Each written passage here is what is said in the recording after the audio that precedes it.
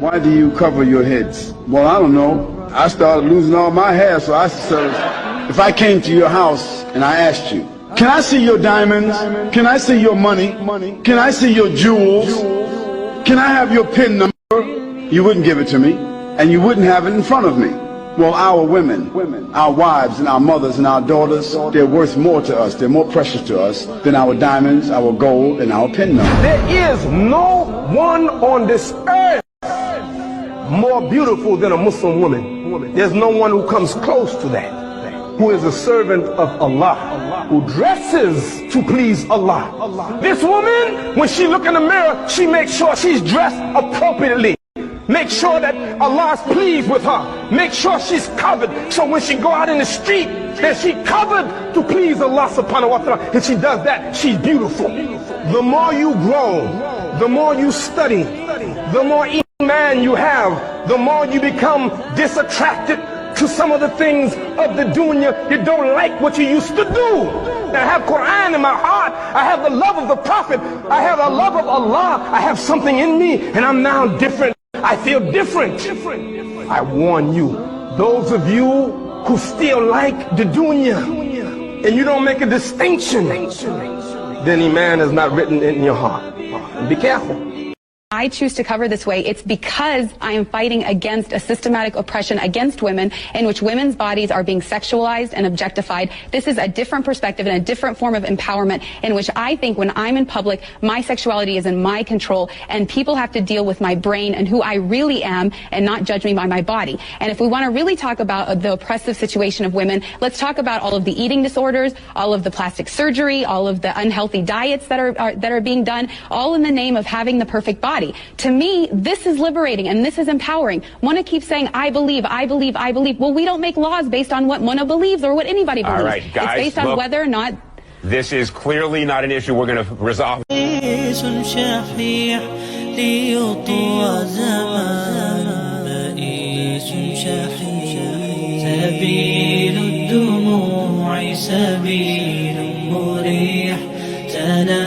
يا صاحي كي تستريح وبث الدعاء الخفي الصريح يسعك الفضاء الرحيب الفسيح سبيل الدموع سبيل مريح تنهدى يا صاحي كي تستريح وبث الدعاء الخفي نور على مر الزمان تألقا وأضاء للدنيا طريقا مشرقا وهدى من الرحمن يهدينا به للصالحات وللمكارم والتقى نور على مر الزمان تألقا وأضاء للدنيا طريقا مشرقا وهدى من الرحمن يهدينا به للصالحات وللمكارم والتقى هذا كتاب الله أعذب منهل أنعم به من مورد لمن استقى قد صانه رب العباد بحفظه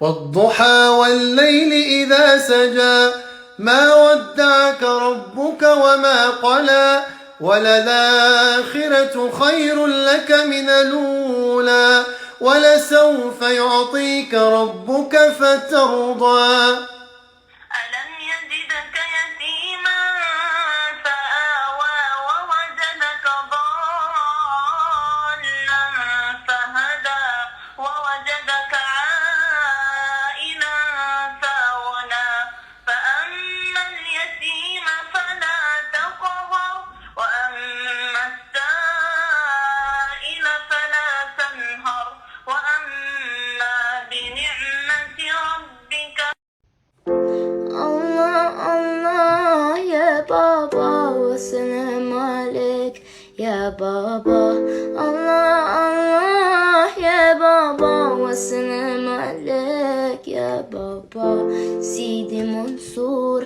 يا بابا ونجيكنا نزور يا بابا سيدي منصور يا بابا ونجيكنا نزور يا بابا. بدك تعلم ولادك 7-8 سنين صاروا ليش زوجتك بدها تضلها عم تجلي، خاصة إذا كانت بتشتغل هي. ياما بتجي مهدودة من الشغل، معلمة مدرسة مثلا بتجي آخر النهار مهدودة من الشغل. الأولاد كانوا بالمدرسة أو كانوا معطلين، من لما يصيروا عمرهم 7-8 سنين هن فيما بينهم بيصيروا شو يعملوا؟ دوريات ويتناوبون على الجلي. أمكن ما بتجلي صحن عنا بالبيت، أمكن منا الخادمة، انتو بدكم تخدموها، انتو بدكم تروحوا تجلوا الصحون. ما برضى شوف امكن عم تجلي صحن، عم بتشيل كباية عن الطاولة ما بتشيل، منا خادمة عندكم ولا عنا. إذا عملت هيك من باب الإحسان، ولكن نحن بدنا نوفر عليها شغل. لو بتعملوا هيك طول حياتكم عرفوا إنه شو ما حترجعوا له ولو طلقة من طلقات الولادة. هيداك شو قال له لابن عمر؟ قال له حججت وأمي على ظهري أتراني وفيتها حقها يا ابن عمر؟ قال له ولا بطلقة. Once upon a time there was a king with 4 wives. One day the king got sick and was on his deathbed.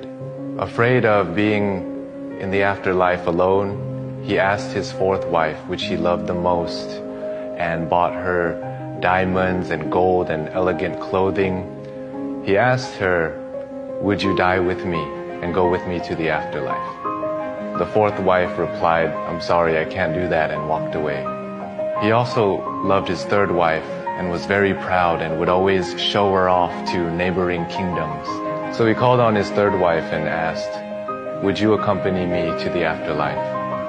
The 3rd wife replied, "I love my life too much, and I'm sorry I cannot go with you. And when you die, I'm going to remarry." His 2nd wife has always been there for him in his times of need, so he asked, "Would you accompany me to the afterlife?" The 2nd wife then replied, "I'm sorry that I can't help you out this time, but what I can do is arrange your funeral and I will be there for your funeral." A voice called out and said, "I'll leave with you and follow you wherever you go, even if it is to the afterlife." And the king looked, and it was his 1st wife. But this was the wife that he took care of the least. He felt embarrassed and said, "I'm sorry, I should have taken more care of you and given you more attention when I was alive." The moral of this story is that we all have 4 wives. Our 4th wife is our body. We like to decorate it with nice jewelry, nice clothing, but in the end, it can't follow us to the afterlife. The 3rd wife represents our possessions. We spend so much time trying to gather possessions, but in the end, they cannot follow us to the afterlife. It will be given to other people and divided. Just like the 3rd wife said, she's going to remarry. The 2nd wife, our friends and family. We trust them. They're always there for us in times of need. But the furthest they can go with us is to our funeral and send us off. Our 1st wife, the 1st wife represents our soul. We usually neglect taking care of our soul. That is the thing that will follow us to the afterlife. Care for your body. Keep it healthy. Enjoy your possessions and the comfort they provide. Cherish your friends and family for the love that they provide. But don't forget to take care of your soul, nourish your soul. Take time to be alone.